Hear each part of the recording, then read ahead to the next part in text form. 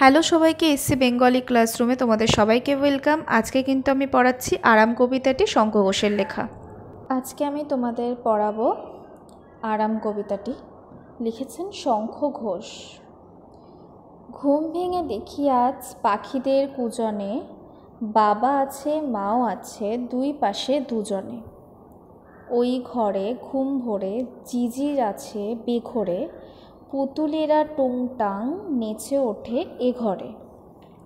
এদিকে আজান আর ওই দিকে শিয়ারাম, সব আছে ঠিকঠাক আজ কি আরাম। অর্থাৎ ঘুম ভেঙে দেখি আজ পাখিদের কুজনে, অর্থাৎ এখানে একটি বাচ্চা ঘুমোচ্ছিল এবং সে যখন ঘুম থেকে উঠেছে তখন কিসের শব্দে উঠেছে? পাখিদের কুজনে।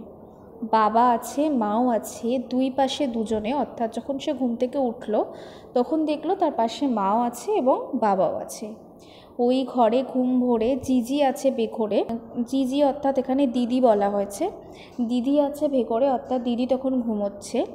পুতুলেরা টুংটাং নেচে ওঠে এ ঘরে।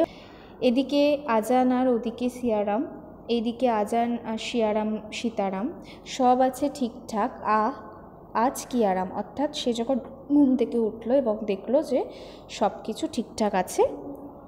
এটাই হচ্ছে আজকে আরাম কবিতাটি, লিখেছেন শঙ্খ ঘোষ।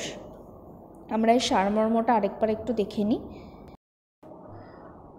এই কবিতাটিতে কবি একজন শিশুর মানসিক অবস্থা বর্ণনা করেছেন।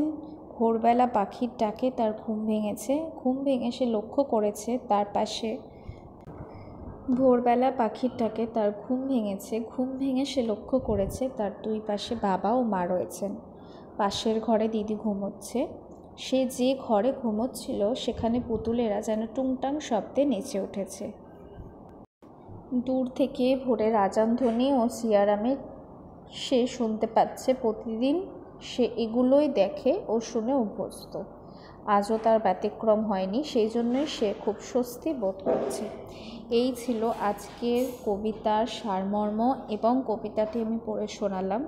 অবশ্যই খুব ভালো করে সবাই সেটা পড়বে এবং ভালো করে দেখবে।